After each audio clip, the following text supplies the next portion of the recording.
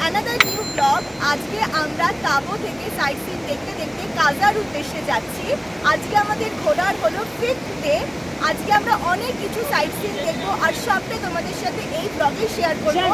এখন আমি খুব সুন্দর একটা ঝর্ণার জলের ধারে ব্রিজ আছে, সেখানে দাঁড়িয়ে আছি।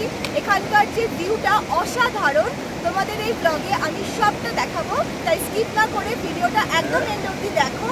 আর প্লিজ যারা নতুন তারা কিন্তু চ্যানেলটা সাবস্ক্রাইব করে দিও। তো চলো আজকের এই সুন্দর ভিডিওটা শুরু করা যাক। এর আগের ব্লগে তোমরা তো দেখেই নিয়েছো আমরা 20th জুন অলমোস্ট সন্ধ্যেবেলাতে টাবোতে পৌঁছাই, আর এটাই হলো টাবোর হোমস্টে। এবার চলো তোমাদের রুম ট্যুর দিয়ে দিই। রুমে ঢুকতেই এটা হলো একটা খুব সুন্দর নিট অ্যান্ড ক্লিন টয়লেট। একটা টয়লেটে যা যা প্রয়োজনীয় জিনিস থাকার দরকার সব কিছুই আছে, তাই আলাদা করে আর বিশ্লেষণ করছি না। টয়লেট থেকে বেরোলেই সামনে রয়েছে একটা মস্ত বড় আলমারি, যেখানে তোমরা তোমাদের প্রয়োজনীয় জিনিস রাখতেই পারো। আলমারি থেকে একটু সামনে এগোলেই তোমরা দেখতে পাবে একটা ছোট্ট কাবার্ড, আর কাবার্ডের পাশেই রয়েছে একটা কিং সাইজ বেড। আর বেডের রাইট সাইডে রয়েছে একটা মস্ত বড় ব্যালকনি, যেটা আমি তোমাদের কিছুক্ষণ পর দেখাচ্ছি। আর বেডের সামনে রয়েছে আর একটা বিছানা, আর তার পাশেই রয়েছে টি টেবিল আর চেয়ার। এবার চলো তোমাদের একটু হোমস্টেটা ঘুরে দেখায়। এখন যেটা দেখতে পাচ্ছ সেটা হচ্ছে আমাদের রুমের দরজা খুললেই এত বড় একটা ড্রয়িং রুম। আর ড্রয়িং রুমের সামনেই যে দরজাটা দেখছো সেই দরজাটার ওপারেই রয়েছে মস্ত বড় ব্যালকনি। আর এই ব্যালকনিটা কিন্তু অনেকটাই বড়, কারণ এই ব্যালকনিটা কিন্তু শুরু থেকে শেষ পর্যন্ত বিস্তৃত। আর ব্যালকনির যে চওড়া অংশটা দেখছো সেখানে অনেক চেয়ার আর টেবিল আছে, যেখানে বসে তোমরা লাঞ্চ ডিনার করবে আর তার সাথে ভিউ এনজয় করবে। এবার চলো তোমাদের দেখাই এই ব্যালকনি থেকে হোমস্টের চারপাশের ভিউটা কেমন। দেখো তো কেমন সুন্দর। মাঝে মাঝে মনে হয় আমার কথা না বলাই শ্রেয়, পুরোটা তোমাদের ওপরেই ছেড়ে দিই। নিঃশব্দে নিস্তব্ধে নিরিবিলিতে তোমরা প্রকৃতির এই অমায়িক সৌন্দর্য উপলব্ধি করো। এবার চলো ব্যালকনি থেকে তোমাদের ভিউটা তো দেখিয়েই দিলাম, এখন এই হোমস্টের ছাদে উঠে ছাদ থেকে কেমন ভিউটা লাগে সেটা একটু ঘুরে দেখায়। ঘুম থেকে উঠে চোখ খুলতেই সকালবেলা ছাদে এসে এরকম একটা সিনারি দেখে আমার মনে হচ্ছিল আমি নিশ্চয়ই স্বর্গ আর পৃথিবীর মাঝে যে সূক্ষ্ম রেখাটা আছে তার ওপর দাঁড়িয়ে আছি, আর সেখানে দাঁড়িয়ে একই সাথে পৃথিবী আর স্বর্গের সৌন্দর্যকে উপভোগ করছি। গুড মর্নিং সকলকে। আজকে কিন্তু 21 জুন, আর এখন আমরা ব্রেকফাস্ট করে বেরিয়ে যাব আজকের সাইট সিন দেখতে দেখতে ডেস্টিনেশনের উদ্দেশ্যে। এখন আমরা হোমস্টে থেকে বেরিয়ে জাস্ট পায়ে হেঁটেই হোমস্টের কাছে একটা মনেস্ট্রি আছে, ওটা দেখতে যাচ্ছি। ওটা দেখে আমরা গাড়িতে উঠে পড়বো, দিয়ে আমরা আজকের সাইট সিন শুরু করব। চলো আমার সাথে তোমরাও দেখতে থাকো। সো আমরা এখন চলে এসেছি টাবো মনেস্ট্রিতে। চারিপাশে পাহাড় দিয়ে ঘেরা আর মাঝে এই মনেস্ট্রি। একদমই নিরিবিলি শান্ত নিস্তব্ধ পরিবেশে এই মনেস্ট্রি ঘুরে দেখতে বেশ ভালো লাগবে তোমাদের। আমার কিন্তু খুবই ভালো লাগে মনেস্ট্রি ঘুরে দেখতে, কারণ প্রত্যেকটা মনেস্ট্রিকে কেন্দ্র করে একটা ইতিহাস থাকে, আর সেটা জানার লোভ আমি একদমই সামলাতে পারি না।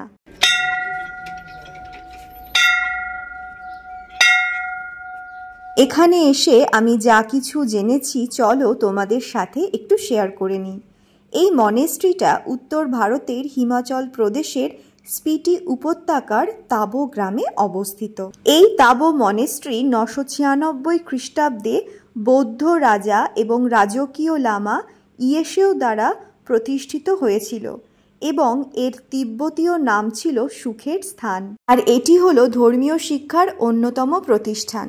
আর গোটা মনেস্ট্রিটাই কিন্তু মাটির তৈরি, তাই বাইরে প্রখর রৌদ্রের মধ্যে থেকে আমরা যখন এর ভেতরে ঢুকেছিলাম ভীষণ ঠান্ডা অনুভব করছিলাম। খুব ভালোভাবে টাবো মনেস্ট্রি ঘোরার পর আমরা সকলে মিলে আবার আমাদের ইনোভা ক্রিস্টা কারে চেপে পড়লাম নেক্সট সাইট সিনের উদ্দেশ্যে। স্পিটি ভ্যালির চারিদিকে শুধুই ঝর্ণা আর ঝর্ণা, আর সেই ঝর্ণা থেকে নদী সৃষ্টি হয়েছে। তাই আমিও আর লোভ সামলাতে না পেরে এই নদীর ধারে বসে একটুখানি নদীর জল নিয়ে খেলা করছিলাম, আর ভাবলাম একটা সুন্দর করে ভিডিও করে নিই। যাই হোক, আবার গাড়িতে চড়ে সাইট সিন দেখতে দেখতে আমরা এসে পড়লাম ধাঙ্কার মনেস্ট্রির একদম কাছে। সমতল থেকে অনেকটা উঁচুতে অবস্থিত এই ধানকার মনেস্ট্রি। স্পিতি উপত্যকার এই মনেস্ট্রি তার নিজস্ব অনন্য অবস্থান এবং ঐতিহাসিক তাৎপর্যের জন্য কিন্তু পরিচিত। তবে এই মনেস্ট্রির সবথেকে অন্যতম আকর্ষণ হলো এই ছাগলের মমিটি। আমি এখানে যারা আছেন তাদেরকে জিজ্ঞাসা করেছিলাম এরকমভাবে কেন রাখা হয়েছে। তারা আমাকে উত্তর দিয়েছিল যে প্রাচীনকালে কোনো দেবতার বাহন হিসাবে এই ছাগলটাকে মমি করে রাখা হয়েছে। সারাটা দিন ঘোরাঘুরির পর এবার সময় এসেছে পেট পুজোর। আর লাঞ্চে দেখো আমরা কি নিয়ে নিয়েছি। লাঞ্চ করে ধানকার মনেস্ট্রি থেকে পায়ে হাঁটা পথে কিছুটা এগোতেই আমি দেখতে পেলাম অনেকগুলো সিঁড়ি উঠে গেছে একেবারে উপরে।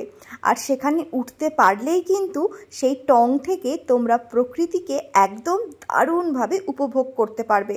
তবে এতগুলো সিঁড়ি দেখে অর্ণব ভয় পেয়ে গিয়েছিল, আর ভয় পেয়েছিল আমার জন্য। যদি উঠতে গিয়ে হাইটের জন্য মাথা ঘুরে পড়ে যায় বা শ্বাসকষ্ট হয়, তবে বাড়ি থেকে এত দূর এসে একেবারে টঙে উঠে প্রকৃতিকে দেখার লোভটা আমি হাতছাড়া করতে পারিনি। তাই অর্ণবকে বুঝিয়ে আর নিজের মনের সাহস জুগিয়ে ওপরে উঠতেই চক্ষু একেবারে ছানা বড়া। ভিউটা কেমন লাগছে তোমরাই দেখে নাও। হিমাচলে এই 11 দিন ঘুরতে এসে আমি যা কিছু দেখছি তা সত্যি জন্ম জন্মান্তরে ভুলব না। এবার আমাদের গাড়ি আমাদের তার নিজের ছন্দে পৌঁছে দিল আজকের আমাদের শেষ ডেস্টিনেশন কাজাতে। আর এটাই হলো কাজার হোমস্টে। এই হোমস্টেতে আমরা আজকে থাকব আর আগামী দিনও থাকব। আর এটা হলো হোমস্টের রুম, একেবারে নিট অ্যান্ড ক্লিন, যথেষ্ট বড়। আর হোমস্টের এই রুমের ভেতর থেকে বাইরের ভিউটাও কিন্তু অসাধারণ। এই রুমটা এতটাই বড় যে এই রুমটাতে 2টো বেড ছিল, আর তার সাথে যা যা প্রয়োজনীয় জিনিস থাকার দরকার সব কিছুই ছিল। রুমটার নিচে কার্পেট পাতা ছিল, আর আমাদের বলা হয়েছিল আমরা যেন রুমের মধ্যে একদমই জুতো পরে না প্রবেশ করি। এই বিষয়টা আমার খুবই ভালো লেগেছে। আর দেখো রুমের জানলা থেকে বাইরের ভিউটা কত সুন্দর লাগছে।